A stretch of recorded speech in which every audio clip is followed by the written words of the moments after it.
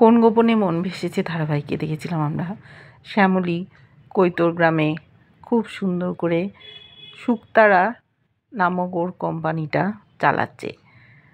গ্রামের বউ মেয়েরা সবাই হাতে হাতে কাজ করছে, আচার, পাঁপড়, বড়ি এইসবগুলো শহরে বিক্রি করছে।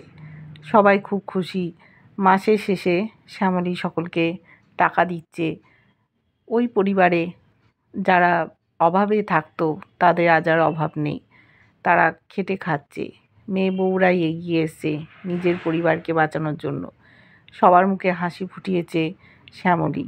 ওরা জানতেও পারল না এই শ্যামলীর সাথে দাদু দিম্মার কোনো রকম সম্পর্ক নেই, ওদের নাতনিও না শ্যামলী। এদিকে দেখেছি জোড়াবাড়িতে অনিকেত আর ওর বাবা সূর্য ব্যবসা সামাল দিচ্ছে। ব্যবসা ভরাডুবিতে যাচ্ছে। ক্লায়েন্ট আসছে, সেই ক্লায়েন্টগুলোকে টেনে নিচ্ছে Arunabh. New great Bengal caterer ও করেছে, সামনে আসে না, আড়াল থেকেই কলকাঠি নাড়ছে। এদের ক্লায়েন্ট এসছিল, সমস্ত অ্যাডভান্স করে দিয়েছে, কাজ এগিয়ে গেছে, তারপর এসে বলছে টাকা ফেরত চায়। ওরা কাজটা করাবে না এদের দিয়ে, ওরা নিউ গ্রেট বেঙ্গল ক্যাটারারকে কাজটা দেবে। রেগে গেছে অনিকেত। সূর্য বলছে যে আপনি একটু বোঝার চেষ্টা করুন। অনিকেতও বলছে যে আমরা কতটা ইনভেস্ট করেছি আপনাদের কাজের জন্য, আপনি বোঝার চেষ্টা করুন, একবার তো সুযোগ দিয়ে দেখুন, আমাদের কোনো রকম ত্রুটি দেখতে পাবেন না। কিন্তু সেই ক্লায়েন্ট নাছোড়বান্দা, কিছুতেই এদের সাথে কাজ করবে না। যখন জানতে পেরেছে অরুণাব সাথে কাজ করবে তখন আর কথা বলেনি, টাকা ফেরত দিয়ে দিয়েছে, দিয়ে চলে যেতে বলেছে। ওদের অবস্থা একেবারেই ভালো যাচ্ছে না। শ্যামলী চলে গেছে। সূর্য বলছে শ্যামলী থাকলে আমাদের এই অবস্থা হতো না। অনিকেত খুব রেগে আছে, বললো ওই নামটা মুখেও উচ্চারণ করবে না আর কোনো দিন। কেন এত রাগ? চলে গেছে শ্যামলী ওকে ছেড়ে, বছর 2 হয়ে গেছে, দেখা সাক্ষাৎ হয়নি। কোথায় গেছে, বেঁচে আছে কি না তাও জানে না। অরুণাব ফোন করেছে অনিকেতকে, কোম্পানিতেই ছিল বসে। ওর বাবা ভাবছে কোনো ক্লায়েন্ট, ফোনটা ধরেই বুঝতে পেরেছে ওটা অরুণাব। বলছে কী রে, তোদের ব্যবসা কীরকম চলছে? তখন বলছে তুই আড়ালে থেকে কলকাঠি নাড়ছিস, তুই সামনে আয়। বললো দেখ আমি যা করার ঠিক কাজই করছি, তোদের যা অবস্থা সে তো দেখতে পাচ্ছি।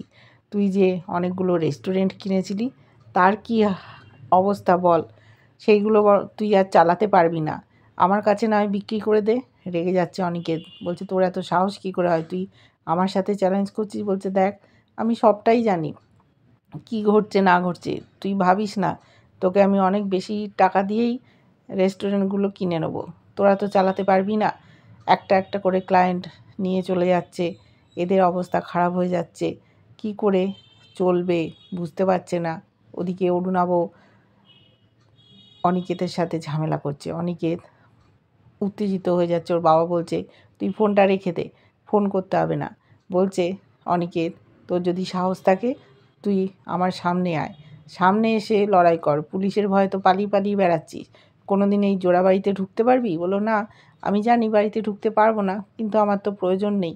মনে মনে ভাবছে তোদের সকলকে আমি শেষ করে দেবো, ভাতে মারবে। তাই জন্য ও নানান রকম ফন্দি ফিকির আটছে। রেগে গিয়ে অনিকেত ফোনটাকে রেখে দিল।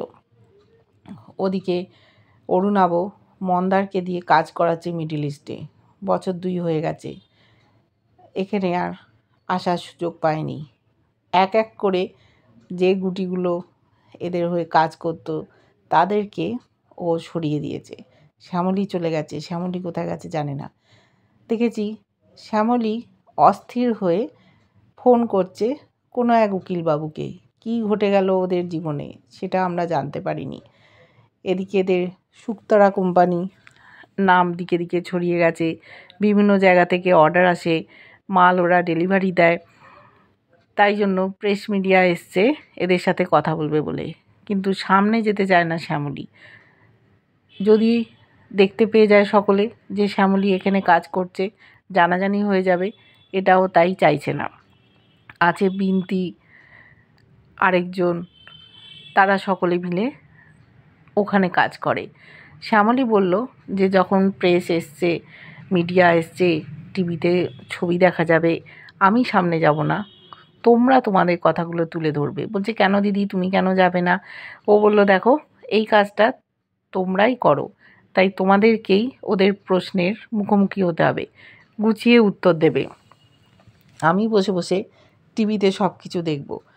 ওরা বুঝতে পারছে না কেন বর্ণমালা যেতে চায় না। চলে এসছে প্রেস মিডিয়া, বিনতি, আরও সব মহিলারা কথাবার্তা বলছে, কি করে শুক্তারা জন্ম হলো। বলেছে যে বর্ণমালা ওদের হাতে ধরে এই কোম্পানি খুলিয়েছে।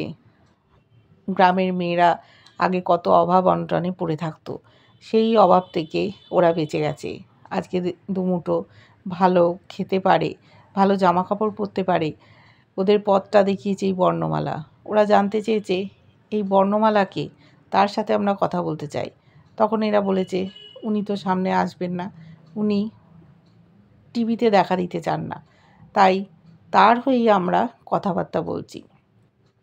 ওরা চাপ দিচ্ছিল, কিন্তু কোনো লাভ হয়নি। এদিকে শ্যামলী অপেক্ষা করছিল যে কেসটা জিততে হবে, না জিতলে এতগুলো লোকের মুখের খাবার ও কি করবে, কোথায় যাবে, দিশাহারা লাগছে। উকিলবাবুকে সমানে ফোন করছে, ফোন ধরছে না। হঠাৎ দেখেছি একজন উকিলবাবু চলে এসছে, এসে বলছে যে ম্যাডাম, কেসটা আমরা জিততে পারলাম না।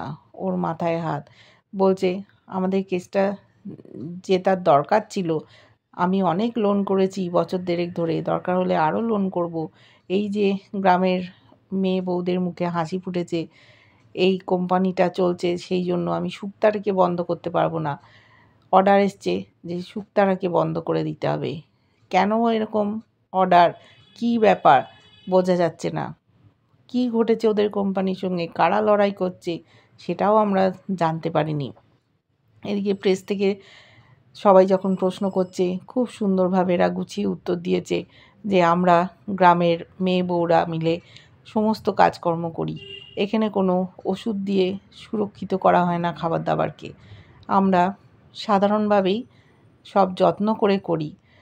যখন আপনারা খাবেন আমাদের হাতে তৈরি জিনিস, তখন মনে করবেন আপনাদেরই ঘর থেকে এগুলো বানানো হয়েছে, আপনাদের কোনো রকম ক্ষতি হবে না, ভালো থাকবেন, সুস্থ থাকবেন, আমাদের ওপর ভরসা রাখবেন।